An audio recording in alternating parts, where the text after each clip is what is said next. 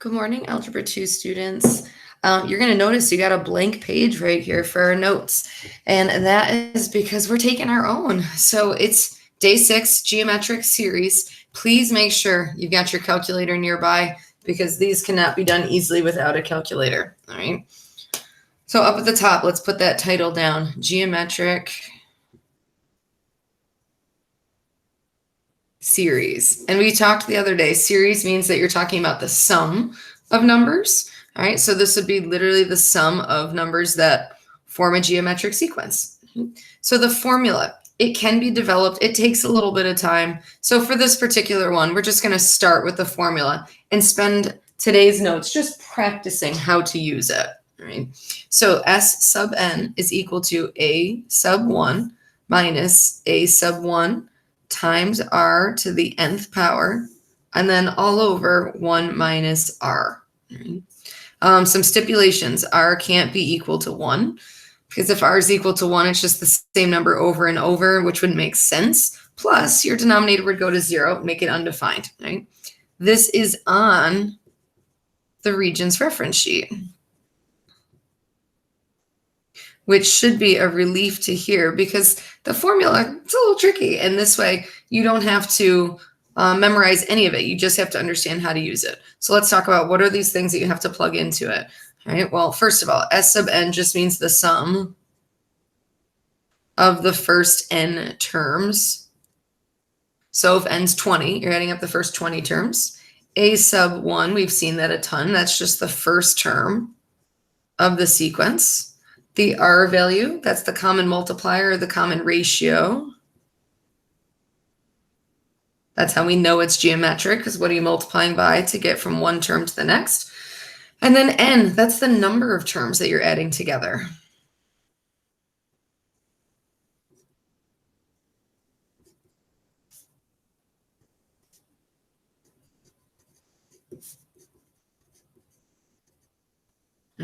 So the cool thing is the arithmetic sum, you needed to know the first and the last term. You don't need to know that here. As long as you know the first one and you know what you're multiplying by to get up to the next term and how many terms you have, that's all you need, which actually becomes a little bit simpler. So let's hop right into some examples. So the very first example I'm going to do here, I'm going to give you 5 plus 15 plus 45 plus, and then we're going to go dot, dot, dot. All right. So just saying that that pattern continues. What I want to do is, can we find the sum of the first 12 terms? So if we were to continue this pattern on out, what would be the sum of the first 12 terms? So anytime you're asking yourself, can I use a formula? You should be checking, is this thing arithmetic or geometric? So since we're playing the geometric series game, we would ask ourselves, is it geometric? Well, in this case, to go from 5 to 15, 15 to 45, yeah, you're going to be multiplying by 3, all right? So that means as soon as I know that this works, to be able to find the sum of the first 12 terms, what I'm ultimately asking you to do is find S sub 12. So I need to know these 3 things up here. The first term, common ratio, number of terms. All right, let's state them off to the side. First term, that's going to be 5. Common ratio, that's going to be 3. And then the number of terms, that would be 12. As long as I have all those, I have everything I need to plug into that formula. Oops. So let's put a 12 in there. So from above, and I know you can't see mine, but I can slide back. It's A sub 1 and then minus A sub 1 times r to the n power. All right, here we go. 5 minus 5 times 3 to the 12th power all over, and then bring it back down. 1 minus r. So all over 1 minus 3. That's your formula here. Now, on your calculator, if you have that alpha y equals and you can choose the fraction n over d, this is super helpful. If you don't, you're going to utilize parentheses. So let me write it as a little note over here. If you go to alpha and then go to y equals, the first one is n over d. So let me show you what I mean. So alpha and then y equals, And that first choice, n over d, allows me to type it in as a fraction, which is super helpful here. So if I do it like that, then excuse me, got the hiccup there. Then I can type it in as just 5 minus 5 times 3, raise that to the 12th power, and then in the denominator, just 1 over 3, just like that. And when I do that, here is the sum of the first 12 terms. So we have 1, 3, 2, 8, 6, 0, 0. If I throw in some commas there, that's over 1 million. So just adding up the first 12 terms takes us up to over 1 million here. Now, let's pretend I didn't have that button. For those that don't have that button, what I would do is I would put some parentheses around the numerator, put some parentheses around the denominator with that division sign in the middle. So if I type it in like that, it would then be 5 minus 5, and then times 3 raised to the 12th power, close up that parenthesis, divided by, open a new parenthesis, 1 minus 3, close it up, and there you go. All right. Your other option is to calculate the numerator by itself, calculate the denominator by itself, and then take the quotient. But up to you. You have to know your calculator. You want to make sure this is not the test to borrow somebody else's calculator. You have to know your own. All right. Example number 2. Give yourself a big old sigma here. So we have sigma n equals 1 to 8 of 3 times negative 2 to the nth power. All right, take a second, get all that written down. What I want to know from this one is in the symbol itself, it's asking you to find the sum of the first 8 terms, so from 1 to 8, of this expression right here. All right. Now, some of you might be able to look at it and immediately know, but I'm going to give you the same advice that I've been telling you all along. Just find the first few terms.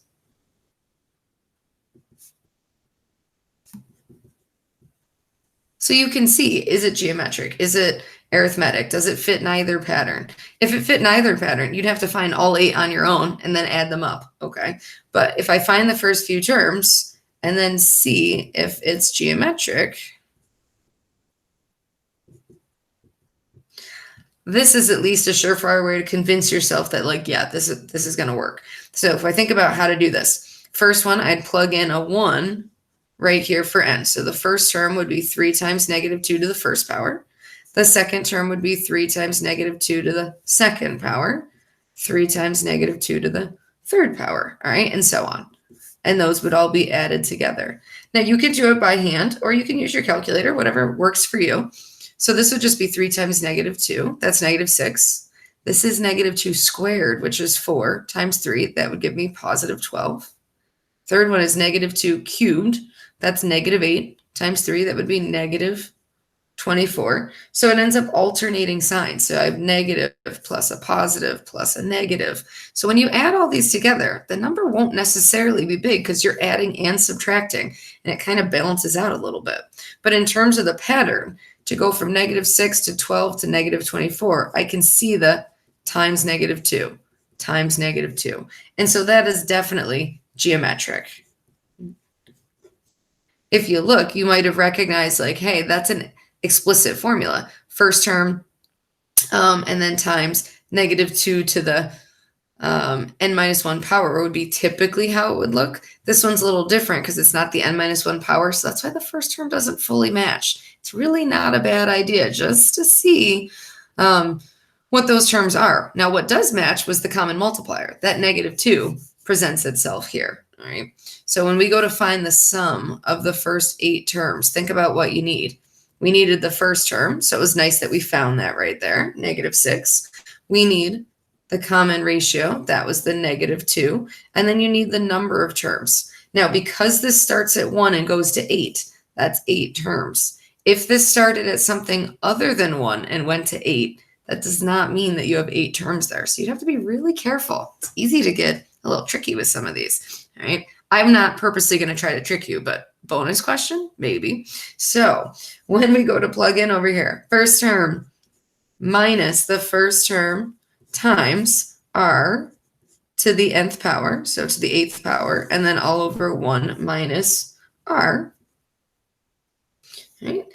Can you clean up a little bit on your own? Sure you can. If you want to change this double negative and that double negative, sure. Otherwise, you could leave it exactly as is if you're afraid that you're going to mess up some of the algebra, and then grab your calculator. So alpha y equals, if you got it, and then we can type it in. So -6 and then plus 6 times -2 raised to the 8th power, and then all over 1 plus 2, or of course you could just type that in as 3.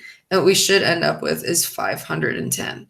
So even though we're adding up the first 8 terms, it's not as big because, like we said, some of these are positive, some are negative. They will balance each other out a little bit. All right. I am going to flip on over to the next page because I don't have enough space. If you have room, you just keep on going on your page. Otherwise, example number 3. All right. Giving you this one a little bit differently. We're going to, again, have 8 terms. I'm going to kind of shorthand this here. Starting at the first term equals 4. And then each term increases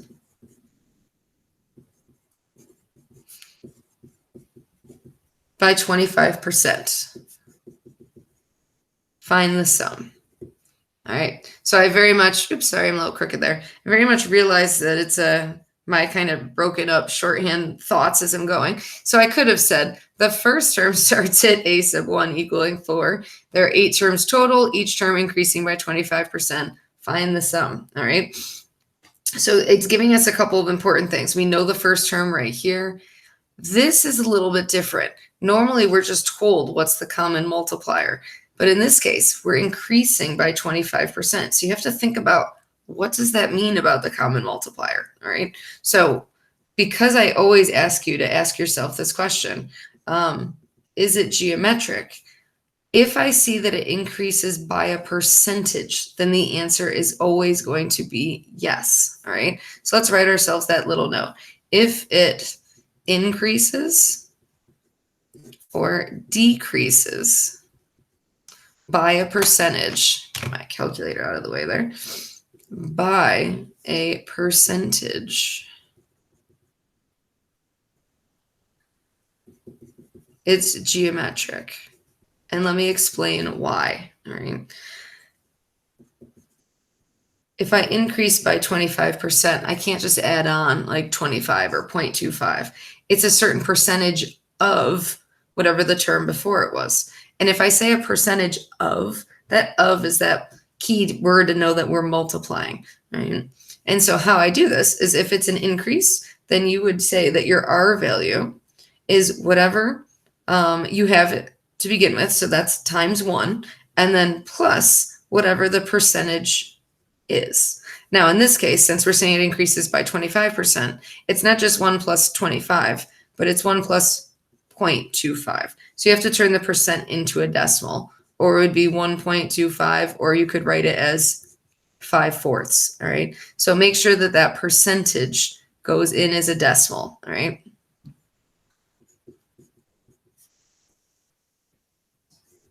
So that's going to be important there. Whereas if you're decreasing, you're starting with whatever you had, but then you would decrease by the percentage. So if it was decreasing by 25%, you would subtract 0.25, and this one would end up as 0.75, right? So you'll see some of those, but just wanted to put that out there now. All right, with that being said, first term is 4.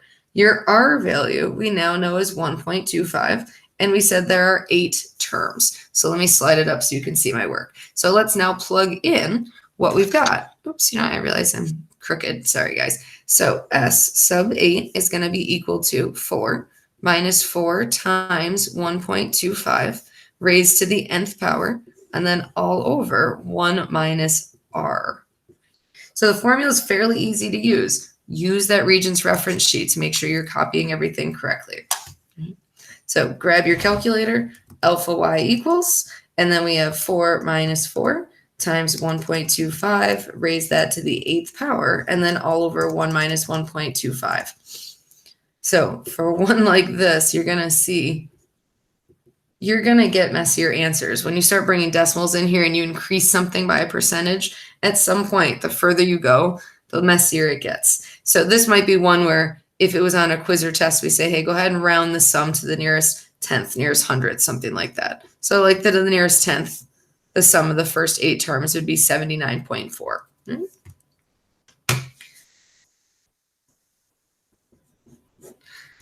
So just to make sure we're clear, if I gave you a similar question and I said, all right, let's decrease, each term by 20%, we would just want to make sure, what's your R value going to be, right? So R would simply be 1 minus 0.2, and you'd be looking at 0.8, right? So it's kind of like looking at what are you remaining if you decrease by 20%. Well, you'd have the remaining 80% there. Right? We're not going to do a full example with that. You'll see one when we practice the homework together. Let's move on to example 5 here. If I give you this pattern where I have 5 plus 10 plus 20 plus, and it goes on until we hit 640. Right? I'm going to ask the question a little bit in reverse, is how many terms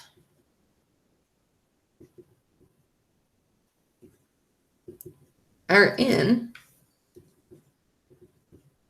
the series, and then what, oops, that's my phone thinking I'm talking to Siri, and then what is the sum? All right, so we got a little two-parter.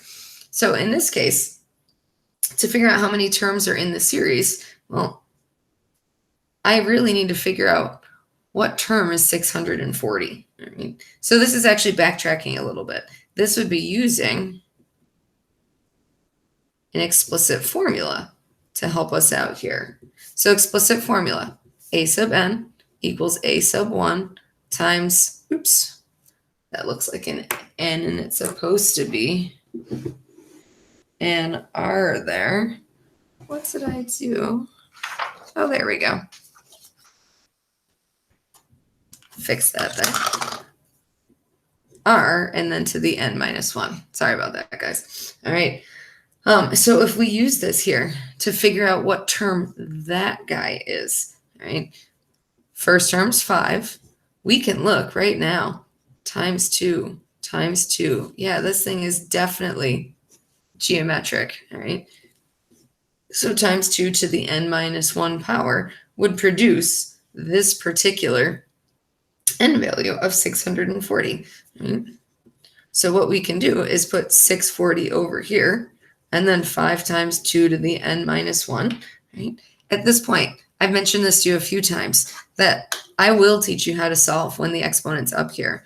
Otherwise, can we use our calculator right now to kind of assist us? Sure. Let's put this guy into y1, and we can figure out what exponent would bring this to us. So if we do 5 and then times 2, raise it to the n minus 1, or in this case, x minus 1 on my calculator, and then I can go look at the table. So there's that 5, 10, 20 right there, and the 8th term is going to be 640, all right? So that means n equals 8 is the 640th term, or a nicer way to say that would be a sub 8 equals 640. Okay, so when it says how many terms are in the series, well, 8 of them.